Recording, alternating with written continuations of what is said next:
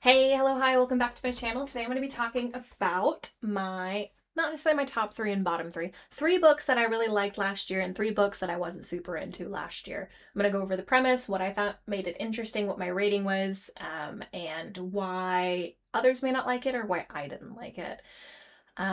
Before I get started, do you like my new glasses? I broke I broke my other glasses. I even bought an eyeglass repair kit to try and fix it.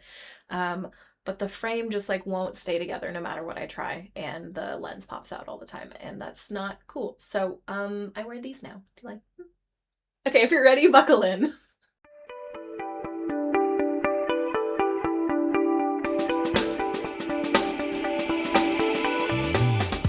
Okay, so I'm gonna start with the ones that I liked, and then I'll talk about the ones that I wasn't super into.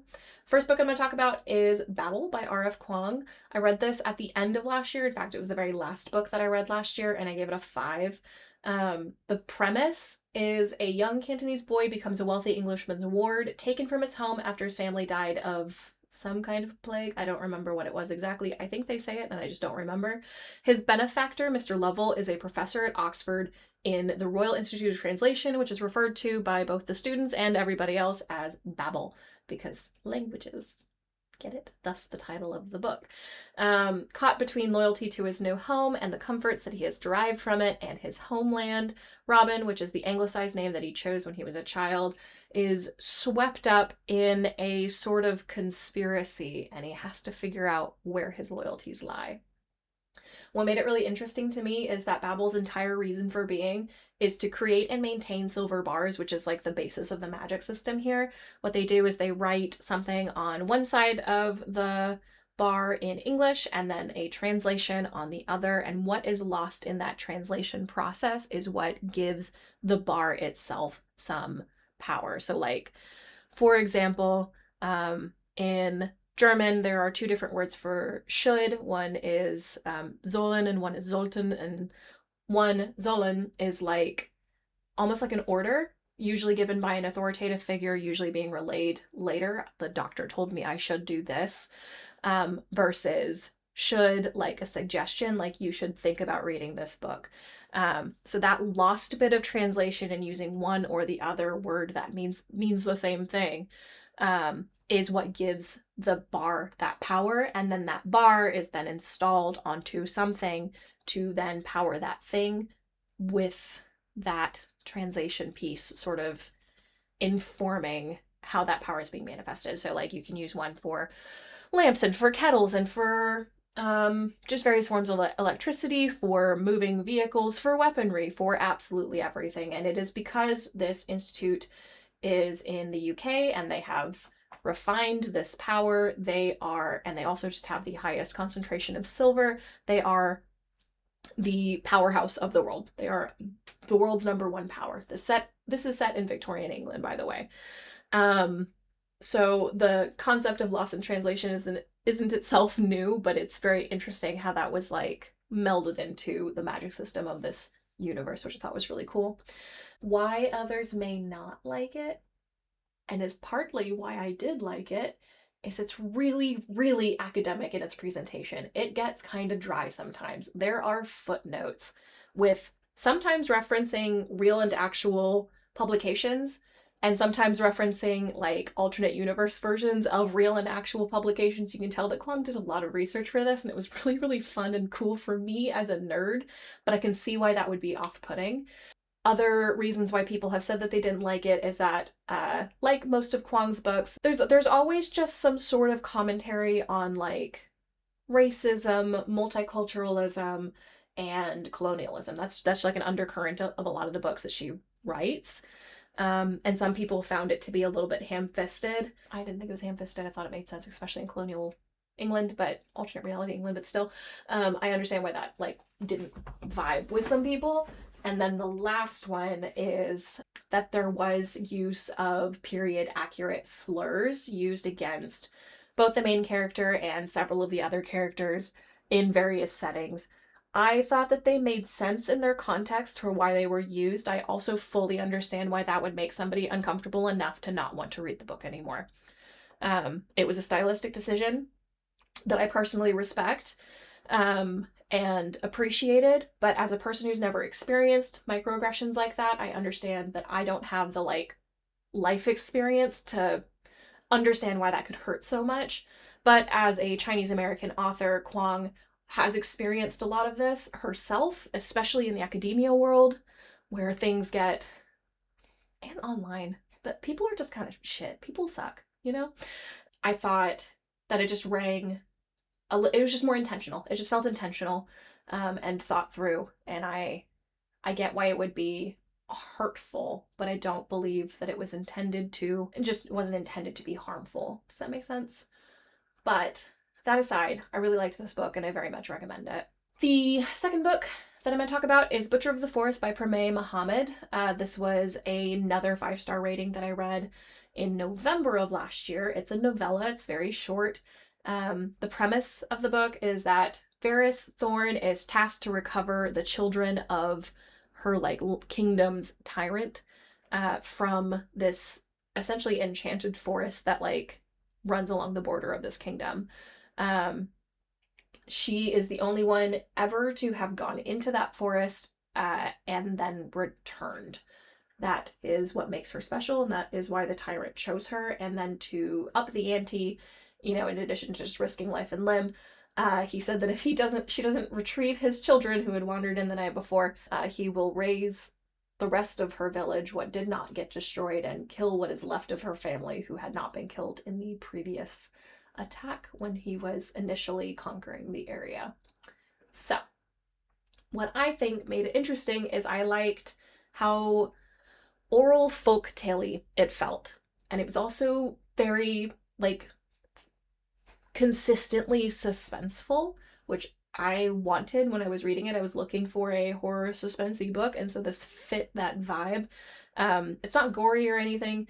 It's just suspenseful. The whole thing is suspenseful. The forest itself, it's called Elmever, is inhabited by these like mythological creatures that are similar to the fairies of like old folklore. So like, don't give them your name, don't agree to anything, like don't bargain with them, don't eat their food, or else they'll have some sort of power over you. That is what these are. I was on the edge of my seat basically the whole time, and I really liked it. It was just a fun ride, and it was a very, very fast read. Why others may not like it, because it is a novella, it's very fast. You hit the ground running, and the pace really doesn't relent. There is a lot of description. The story itself, like the actual plot, is extremely simple, and so the fun lies in the descriptions. It lies in this environment, more so than the plot itself. There's not a lot of time or opportunity for character growth because, again, this is a novella, and I don't think that was the intent. I think it was aiming for the old school, like, oral folktale vibes, and I think that Mohammed really, like, nailed it. But I see why people may not like that because it does feel like done, you know? The other criticism that I've seen is in what I perceived as like fluidity of prose, but what others has perceived as a series of run-on sentences and a proclivity of semicolons and commas. But the reality is that people, when we talk, tend to talk in run-on sentences. And I think, again, this is just me guessing, but I think that the aim was to have this read as if it was a written down version of a orally told folktale. The kind of story you tell around the campfire to scare the nephews, you know, that kind of thing. But I see why people didn't like that particular aspect. I personally really enjoyed it. I thought that really just kept the vibe coherent. And so as a result, I do recommend, and I'm still thinking about it. So that's always a good thing, right? That's always a good reason for a recommendation.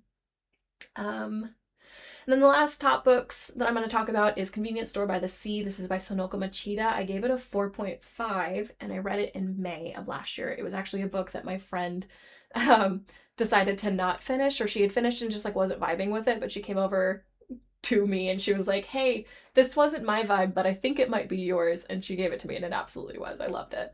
The premise, it's a cozy slice of life style book where you're following the patrons and employees of a convenience store in a quiet, like, retirement beach town in Japan. Each of the chapters you follow a different character within the community, and there is but is not an overarching story. It's less about a big, coherent, linear story and more about how a community has threads connecting each individual person, overlapping and intertwining, and how my connection to you might thread out into you having connections with 3 other people, and I have an overlapping connection with another of those 3, and that interaction and how that like changes how we interact. And I thought that was fun. For me, the stakes were low. It was cozy. Why others don't like it? Because there is no overarching story, it can kind of feel like a why am I reading this sort of experience, and I think that's what my friend was experiencing when she gave it to me. She just like she also thought that it was going to be following one particular character and didn't realize it was going to be shifting perspectives regularly, and that's totally like fine. I don't mind bopping around perspectives, and I know that some people just aren't like into that, especially when there is no guarantee that you'll return to that perspective like you'd see in other novels. Other people have also mentioned that it seems to follow the formula of the cozy genre. I don't read that genre, so I don't know if it was formulaic in that way or if it was using like overused tropes or whatever. My experience was just that it was a fun read and I liked it. And it was cozy. I don't know, it was just wholesome. If you want an easy, wholesome read and you want it to be like a slice of life anime, like if you like that kind of stuff, which I obviously do, you will like this book. If you don't like that kind of stuff, maybe give it a miss. You know, no harm, no foul. Okay, now I'm going to talk about the 3 that I wasn't super into. So, the first one I'll talk about is Strange Sally Diamond by Liz Nugent. I read this one in August of last year. I read it in one sitting, which usually means I liked it, because I did up until a certain point. Anyway, the premise. Sally is different. She lives with some kind of neurodivergence that results in her being totally isolated. Her dad completely isolated her from the community. They lived in a like farm on the outskirts of a very small town. And as a result, she never developed the skills or proclivity to like operate independently. She never had to. So at 43 years old, when her dad passes away, she is suddenly having to learn how to be an independent person without ever having been taught the skills to how to do that. Her father, interestingly / menacingly, was also her psychiatrist. Uncomfortable. Anyway, she gets thrust into society essentially because she gets caught up in a police investigation because she misinterpreted her dad's wish for him to be cremated. He had said something along the lines of, I want you to burn me, or I want to be incinerated or something. And she took that literally, and she literally took him out to like the garbage burning, like where they burn their garbage in their barn, and took him out there and burned him, and then got caught. Wow, weird. Anyway, there's also a secondary plot involving her parentage, which is interesting. But what made it interesting is that Sally is unabashedly herself, and while a lot of people interact with her as if she's a victim or something that needs coddling, she does end up finding a few friends that treat her as a human being and give her the skills and the space to grow as a person and to like get her feet underneath her and find a sense of independence that she had previously had never experienced and never knew that was possible for her, never knew to want it to be possible. So that was fun. It was a lot of fun. What pissed me off though is that this book just gives up the ghost completely in the last like 3 chapters. There's a revelation that happens. Sally like reaches out to somebody that she shouldn't reach out to or whatever, and she doesn't get a good response, and then she, as a result, completely regresses. And for whatever reason, so does another character in the book, completely regresses, as if they are both back at the very beginning of the book, as if nothing the last however many 100 pages I had read had happened. And I understand that regression is a thing, and I understand that that happens in real life. But usually there's, especially in a book, usually there's some sort of hint that like, and now we're on the path to reestablishing the things that we had been working so hard for. Nope. Didn't get that at all. It was just like, and I'm happy being like this, but like not. I'm actually really fucking upset and distraught and sad. So there's no hope for me. Teehee. End of the book. I was like, okay, gut punch. Why? It was weird. It was just a betrayal. They just completely 100% went back to where they were on page 1. Except for her dad's already dead. That's the only difference. And it sucked. I was really not happy with it. I do not recommend at all. If you do read this book, be prepared to hate read the last like 3 chapters. My friend gave this one, the same one who gave me The Convenience Store by the Sea, gave me this book. But like, unlike The Convenience Store by the Sea, which she handed me to me saying, I think this is more your vibe, she handed me Strange Sally Diamond and said I hated it. And I should have seen that. I should have seen it coming. I also hated it.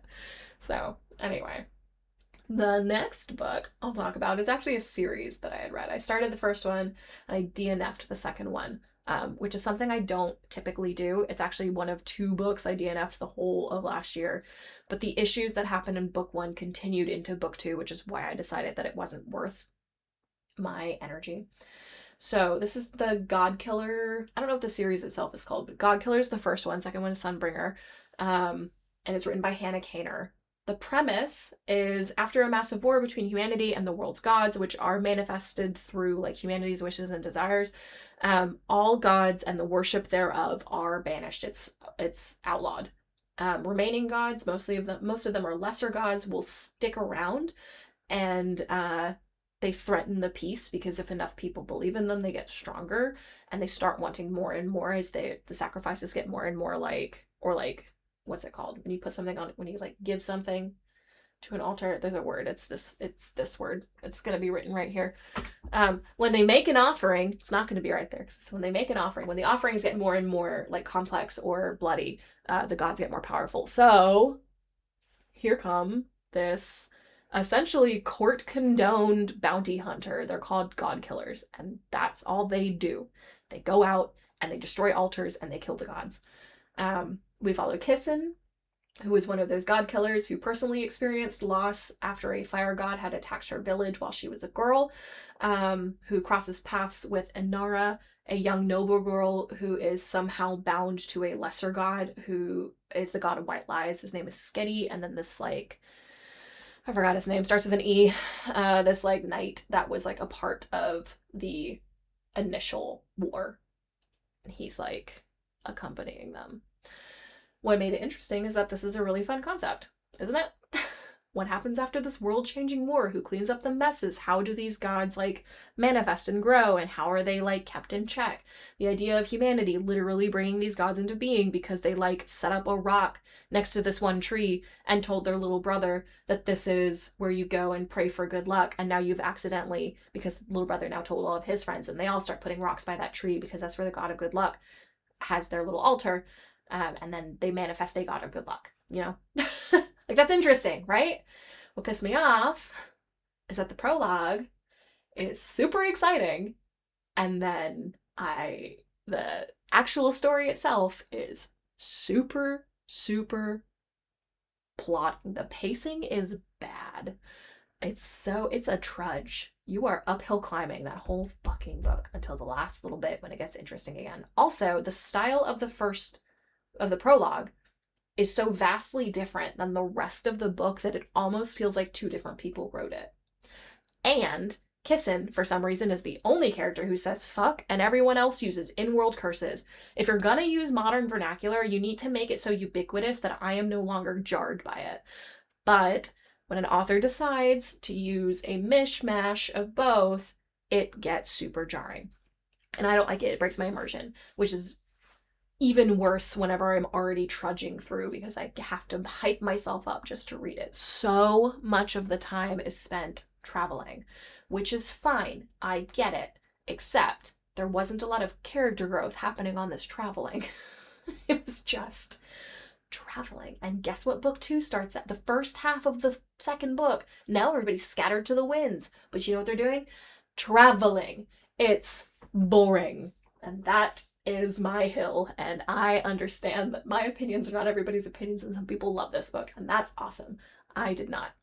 I ended up giving it up. I just couldn't. I just couldn't. Whatever. Sorry. Oh, I gave Godkiller like a 3.5. And then the last book, which is probably the most divisive, is Yellowface. I think I gave this one like a 2.5, maybe a 3. I think a 2.5, which I believe is the same thing I gave to Sally. Yellowface is written by R.F. Kuang, but interestingly is published under the name Rebecca Kuang, which I think was a stylistic choice based on the content of this book, the topic of this book. So, the premise. A young, struggling author is suddenly given access to the manuscript of her exceptionally talented colleague with whom she's had like a frenemy sort of relationship for years. She really coveted this colleague's like meteoric rise to fame, and she regularly attributed her rise to fame to her being like a token choice because this other author is an Asian American author, while the primary character, whose name I can't remember and I don't feel like looking up, is like some white girl. And anyway, she is present when this colleague passes away, and she steals the manuscript and she alters it just a little bit and then publishes it under her own name, which has been, instead of being anglicized, it's like Asiatified. I don't know what the word is for that. I'm sure there's a word. I don't know the word. She tries to make it look like she's an Asian author because that'll ring more. It sells better or whatever. Which, ew, you know? And I know that that was like an intentional choice. I know that that is a plot point. I know that that is part of the overarching commentary of this book. But ew. Gross. Anyway, the book takes off. She gets really popular, and as she gets more and more popular, she starts to receive more and more criticism as people start to unfold the uncanny like similarities between her writing and this dead author's writing and their connections that they had prior to this author's passing away. What made it interesting is that the premise is super fucking interesting, right?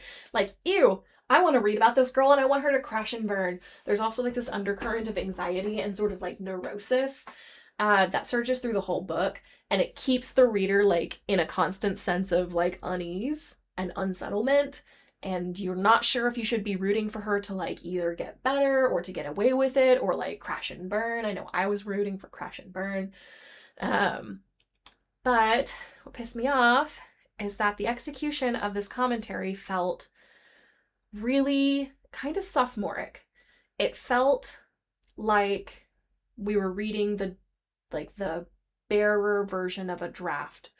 I want these concepts to be running through this story, but help me refine them, and they didn't get refined. There wasn't a lot of nuance, I guess, and I don't know if that was like an intentional let me write to like the lowest level of reader of who might interact with my books, or if this was, I don't know. I just felt like patronized, I guess, for a lot of the book, and I felt like it just wasn't, I don't know. I hated the main character, which I know I was supposed to, so good job. I just didn't feel any kind of like good resolution from it. I didn't feel like the character learned anything. I didn't feel like anybody else learned anything. I felt like the stakes were sort of silly in that, except for at the very end when it like genre switched to thriller, and that part was cool. That's actually my favorite, my favorite little bit of the whole book was that weird. And it was fucking weird. It was a weird setup. It was a total 180, like not 180, just like a total like left turn in genre styling, and then like went back. It was bizarre. Anyway, I just wasn't into it. I just didn't like it. I don't know if I've just been like, I don't know. It's not that it made me uncomfortable, because there's several books that I've read that make me uncomfortable that I love. I just don't think it was handled very well. I don't think it was executed very well, and therefore I don't recommend it. It just wasn't it. It just wasn't it for me. I know that's a divisive opinion to have. This is a very popular book. I love R.F. Kuang books. Every other R.F. Kuang book I've read, I've loved. This one just wasn't it for me. And it had so much hype, and maybe that's why it didn't hit the way I wanted it to. Maybe it's because I read a hyped read. But it just felt kind of like, you know, at universities, at least in the States, sometimes there's little free speech areas where you coordinate with the university, and then you or an organization can stand there and just like spout whatever you want, usually trying to bring attention to some sort of cause. It felt kind of like that. It felt kind of like some dude got signed up with the university for the free speech area and then just started yelling, hey, there's a lot of racism in publishing and in media development and PR teams. Hey, people make really shitty assumptions, and sometimes we can use that to our advantage, but so can bad people. Because that was the premise. That was the ultimate takeaway.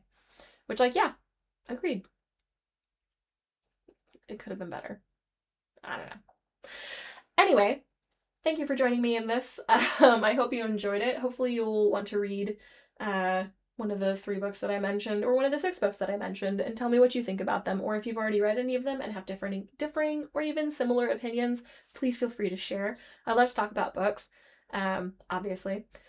If you like this kind of content, please don't forget to like and subscribe, and I am going to work on my next video here soon. I'm either going to do just January or January, February, rather than quarterly, because we are 44 days into the year at the time of recording this, and I've read 19 books, and that's going to be a very long quarterly video.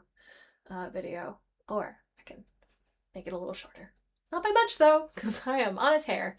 Anyway, thank you guys. Oh, also, wanted to say, I just reached 500 subscribers, and that's mind-blowing. I know that's peanuts compared to a lot of other creators, but it means so much to me that 500 people think that I'm interesting, and that's super cool. I really, really appreciate it. So yeah, thank you. Like, legitimately thank you from the bottom of my heart for watching my stuff, and hopefully we can start chit-chatting, and I don't know, I'm just really thankful. Anyway, I'll see you guys in the next one. Bye!